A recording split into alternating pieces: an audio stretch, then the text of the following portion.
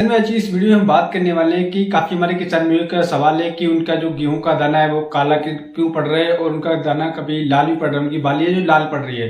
तो हमें ऐसा क्या करना चाहिए। तो आज की वीडियो में बात करने वाले हैं कि लाल सिंचाई में हमें कौन कौन सी सावधानी रखनी चाहिए जिससे हम अपनी गेहूं की फसल से अच्छा पैदावार ले सके। जो कि हमारे किसान भाइयों का सवाल है कि उनका दाना, उनकी जो बाली है वो काली पड़ रही है और कहीं कहीं पे लाल पड़ रही है और उनके जो उसमें जो दाना निकल रहा है वो बारीक निकल रहा है, यानी कि जो वजन है वो कम बैठ रहा है। तो ऐसी क्या सावधानी है जो आपको बरतनी है किसान भाइयों लास्ट सिंचाई में हमें कब करना चाहिए और क्या इसका सही समय पीरियड है। अगर हम किसान भाइयों लास्ट सिंचाई की बात करने वाले इस वीडियो में, अगर आप पूरी वीडियो देखेंगे आपको बहुत ही अच्छी जानकारी मिलने वाली है। जो कि हमारे काफी किसान भाइयों के कमेंट आए कि लास्ट सिंचाई में हमें कौन कौन सी सावधानी रखना चाहिए और कौन कौन से बेसिक जो कार्य है वो करना चाहिए जिससे हमारी जो गेहूं की पैदावार है वो अच्छी पैदावार निकल करके आए और अपनी गेहूं की फसल बेहद एकात्मक उत्पादन ले सकें। तो इस वीडियो को आप पूरा अंत जरूर देखिए, तभी आप एक सही और एक सटीक जानकारी ले पाएंगे। जो हमारे किसान भाई हमारे चैनल पर नए हैं वो कृपया करके हमारे चैनल को सब्सक्राइब कर ले। जो हमारे किसान भाई हमारे वीडियो को पहली बार देख रहे हैं वो कृपया करके हमारे चैनल को सब्सक्राइब कर ले। किसान भाई आइए हम बात करते हैं कि गेहूं में लास्ट सिंचाई में कब करना चाहिए जिससे जो हमारी समस्याएं होती है। पहले हम समस्या के बारे में बात कर लेते हैं कि जो हमारी बाली होती है उसका साइज छोटा रह जाता है और हमारी जो बाली होती है वो काली पड़ने लग जाती है या कहीं पे लाल पड़ने लग जाती है, जिससे जो हमारे उत्पादन होता है उसमें काफी ज्यादा घाटा देखने को मिलता है।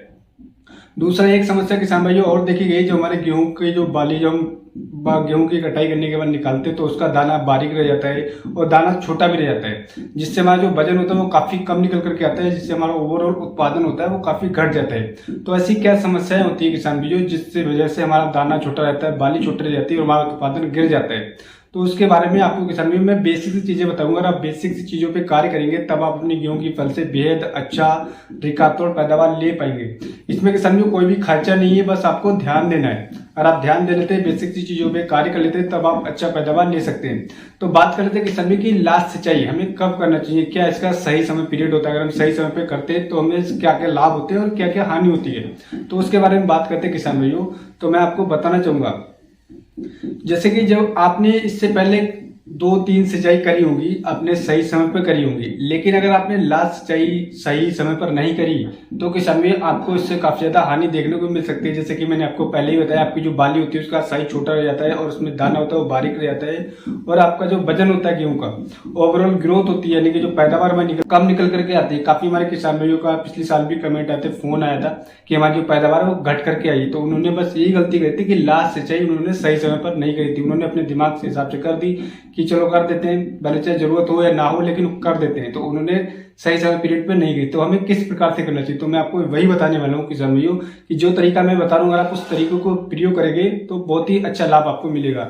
आप एक काम करिएगा, आपकी जो गेहूं की फसल तैयार है एकदम और आपको लास्ट सिंचाई करना है, तो आपको अपने खेत में चेक करना है कि कैसे करके चेक करना है कि हमारे खेत में पानी की आवश्यकता है या नहीं है। तो आप क्या कर सकते हैं किसान भाई, आपके जो जहाँ पे गेहूं है वहां पे आप 3 से 4 इंच अंदर से मिट्टी खोद के आप खुरपी से या फावड़े से निकाल करके उसका लड्डू बना के देखिएगा।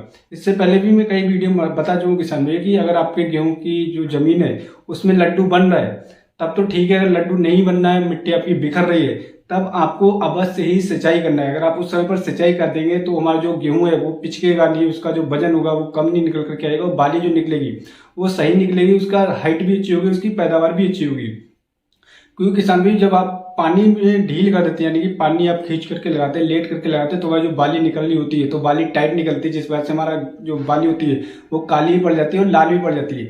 यही समस्या होती है किसान में, जिस वजह से हमारी गेहूं की बाली काली और लाल पड़ जाती है और उसका दाना छोटा रहता है, बाली की हाइट भी छोटी जाती है, जिससे हमारी ओवरऑल पैदावार भी घट जाती है। किसान भी एक चीज और आपको ध्यान रखना है कि जब आप सिंचाई कर रहे हो तो आप हवा का बेहद ध्यान रखें, क्योंकि इस समय पर हवाएं बड़ा तेज चल रही होती है, तो आपको उस हिसाब से सिंचाई करना है। क्योंकि अगर आप दिन में सिंचाई कर देते हो और हवा चल रही है तो आपका गेहूं एकदम बिखर जाएगा, लेट जाएगा और इससे काफी ज्यादा गिर जाएगा और आपको घाटा देखने को मिला। तो आप एक काम कर सकते हैं, आप इवनिंग टाइम में सिंचाई कर सकते हैं। आप अगर रात में सिंचाई करें तो उसका बहुत ही अच्छा रिजल्ट आपको देखने को मिलेगा। एक तो आपका गेहूं गिरेगा नहीं और आपकी जो जमीन है उसको अच्छी तरीके से भरपूर तरीके से नमी मिल पाएगी और आपका जो ओवरऑल ग्रोथ निकल करके आएगी किसान में बहुत ही अच्छी निकल करके आएगी।